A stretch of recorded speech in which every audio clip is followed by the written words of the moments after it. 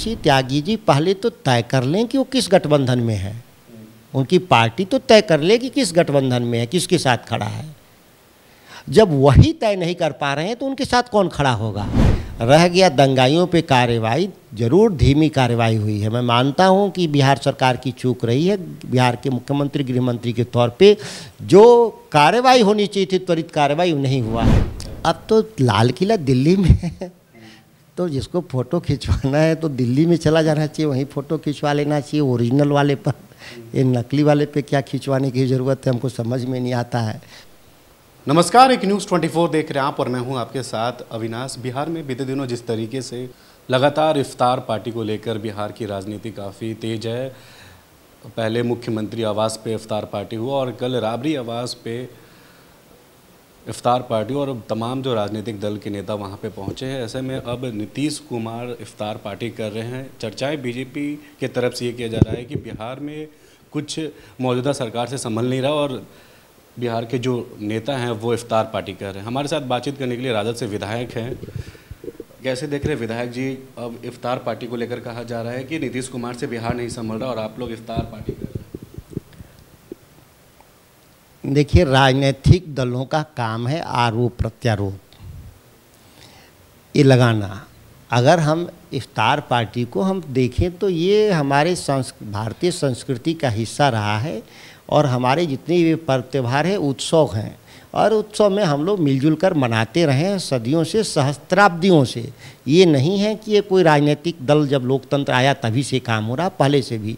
और ये होता ही है, हिंदुओं के पर्व में मुसलमान आते हैं, मुसलमानों के पर्व में हिंदू जाते हैं। सभी लोग एक हैं, इस देश के लोग एक हैं, अलग अलग उनके अपने मानने के तरीके हैं। आप हिंदू धर्म में भी बहुत सारा तरीके अलग अलग हैं। दक्षिण भारत में अलग पर्व मनाते हैं, उत्तर भारत में अलग मनाते हैं, पूर्वोत्तर में अलग मनाते हैं। एक ही धर्म के लोग कई तरह से जीवन जीते हैं। यही भारत की विविधता और यही ताकत भी है हमारी पूरी संरचना का। लेकिन जो लोग दुष्प्रचार और प्रोपेगेंडा चलाते हैं अपने राजनीतिक फ़ायदों के लिए, ऐसे लोगों को नोटिस इसलिए मैं नहीं लेता कि कुल मिलाकर के उनका एजेंडा साफ है, वो राजनीतिक एजेंडा है।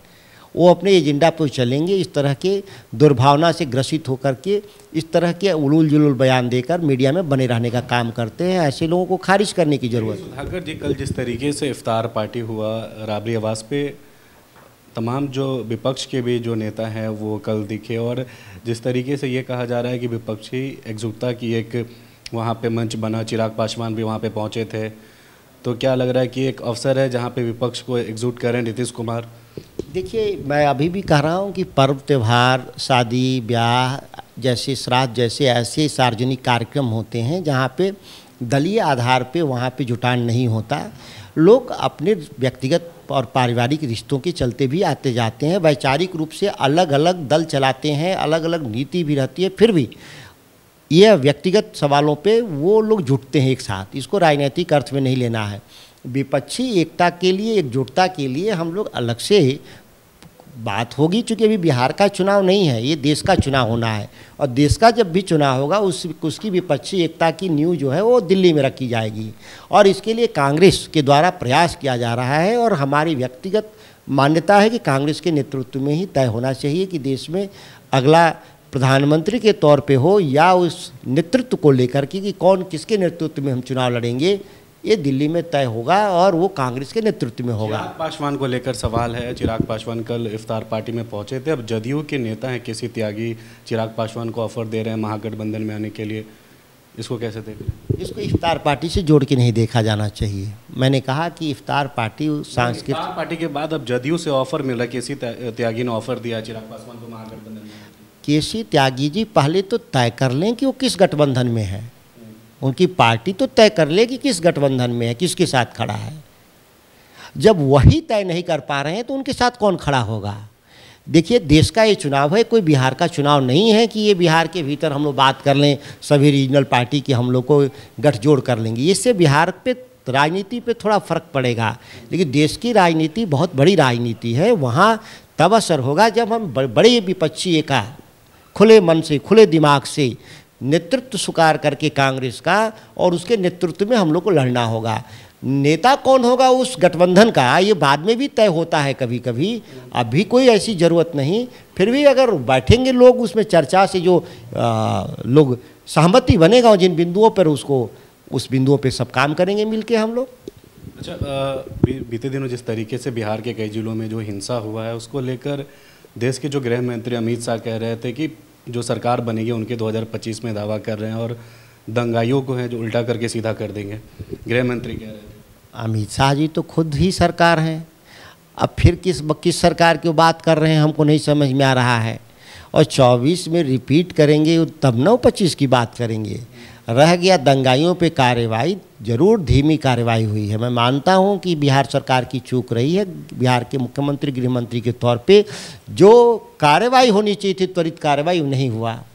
और जिन राजनीतिक दलों को राजनीतिक फ़ायदा होना इन दंगों से, वो लोग शामिल हैं, उनको चिन्हित करना और कार्रवाई करना चाहिए, कठोर कार्रवाई करना चाहिए। जो समाज में हिंसा के बल पे राजनीतिक दखलंदाजी करना चाहते हैं, सत्ता पे काबिज होना चाहते हैं, ऐसे तमाम ताकतों को पहचानना चाहिए। राज्य का दायित्व होता है जो भी सरकार में रहे, और ऐसे लोग पे सख्त कार्रवाई करके जेल में डाल देना चाहिए। मतलब इस पूरे मामले में नीतीश कुमार कहीं ना कहीं पीछे रहे हैं, ये आप मानते हैं? निश्चित तौर पर बिहार सरकार का धीमी प्रतिक्रिया था। 3 दिन बाद बैठक करना अपने आप में जाहिर करता है कि लापरवाही हुई है।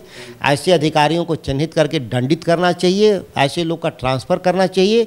और मुझे बहुत आश्चर्य हुआ कि नालंदा में जहाँ दंगा हुआ जिला में, और जहाँ हमारा रोहतास जिला में दंगा हुआ, दोनों जिला में पदाधिकारियों को दंडित नहीं किया गया। अभी ट्रांसफ़र और पोस्टिंग हुई है, ऐसे में इन लोग को ट्रांसफ़र और पोस्टिंग में इनको दंडित कर देना चाहिए था। अच्छा, MLC का चुनाव था, आपके भाई पुनीत सिंह चुनाव लड़ रहे थे, क्षेत्र में आप प्रचार भी कर रहे थे, चूक कहाँ पे हुआ जहाँ पे पुनीत सिंह?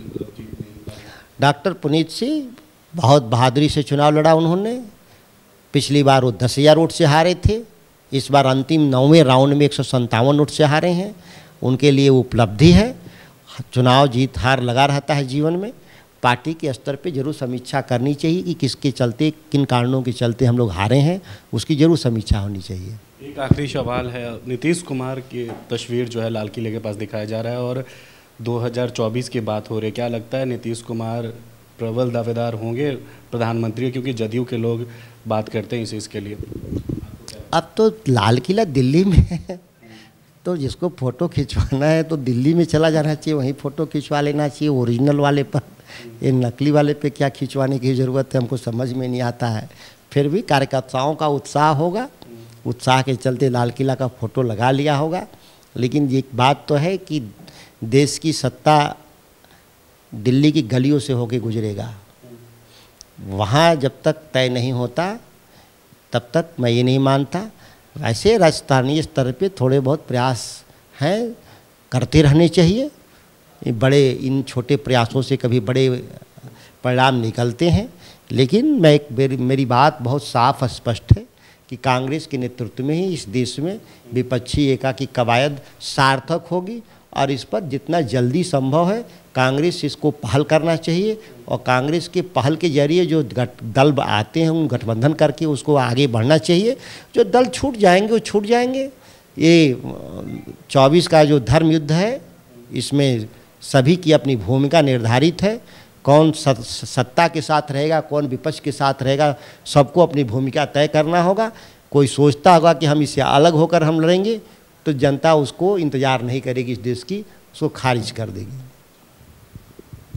तो ये हमारे साथ बातचीत कर रहे थे राजद के विधायक सुधाकर सिंह, जिन्होंने तमाम सवालों का जवाब भी दिया, और जिस तरीके से विपक्ष एकजुटता की बात को लेकर उन्होंने कहा कि कांग्रेस के नेतृत्व में ही सफल होगा।